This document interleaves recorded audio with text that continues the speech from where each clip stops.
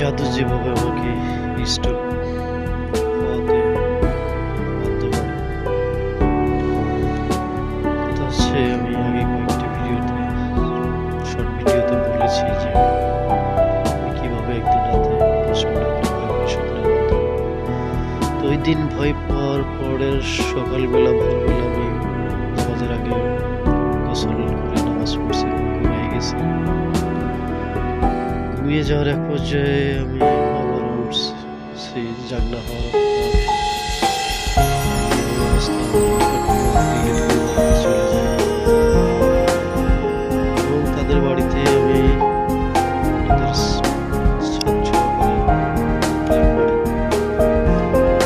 আমি সিঁড়ি বেয়ে আমার ওয়াইফের সাথে ছাদে উঠছি। ছাদে ওঠার এক পর্যায়ে আমি বুঝতে পারি যে ওই বাড়িতে কিছু অস্বাভাবিক শুরু হয়েছে। আমার বিরুদ্ধে তারা কোনো একটা ষড়যন্ত্র করছে, এটুকু আমি বুঝতে পারি। তো আমার সেখানে একটা পিঠা খেতে দেওয়া হয়, পিঠা বলে খাওয়ার পরপরই আমি যেন যে ঘরের ভিতরে আমি ছিলাম সেটা যেন আরো বাড়তে থাকে। তৎক্ষণাৎ আমার ফোন দিয়ে আমি বড় ভাইকে মেসেজ একটা ফোন দিই, ব্যালেন্স ছিল যে আমাকে ফোনটা যাবে।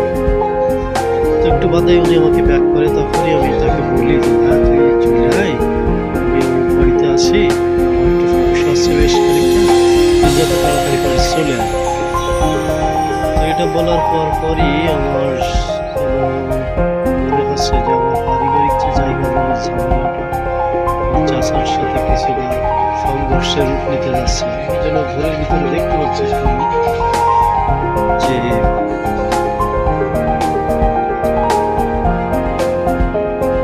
ঘরের ভিতরে দেখতে পাচ্ছি যে আমার বাড়িতে আমার ওখানে না আসে, প্রথমত আমার বাড়িতে এসছে, আমার ঘরে চাবি আছে, আমি কপাটমালা দিয়ে রেখে দিয়েছি, চাবি আমার কাছে।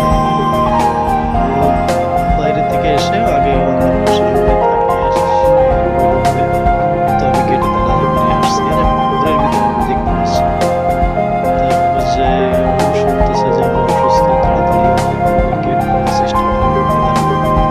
আমাদের জায়গায় বাড়ির ভিতরে দুইটা কবরস্থান আছে, এই কবরস্থানে যাবে কি আমাদের পারিবারিক যে ঝামেলার কারণে ওই কবরস্থানে সেই সময় ঘরের ভিতরে তেমনি এক পর্যায়ে আমি জোরে জোরে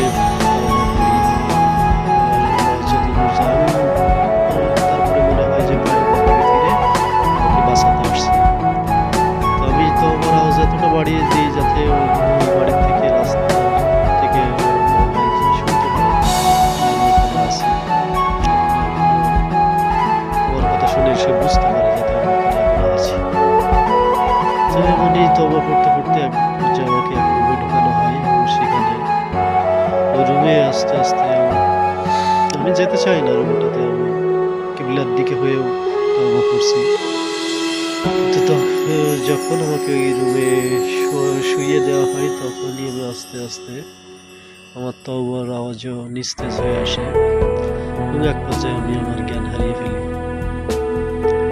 তো আমি আশেপাশে আমার যারা পাড়ার লোকজন, ওই বাড়ির আশেপাশের লোকজন যারা এখানে হাজির হয়েছিলেন, আমি স্ট্রোকের মানে জ্ঞান হারানোর আগ মুহূর্ত কারো কারো বলার আওয়াজ শুনতে পাই যে আজকে মনে হয় হবে না, আজকে ওনাদের বাড়িতে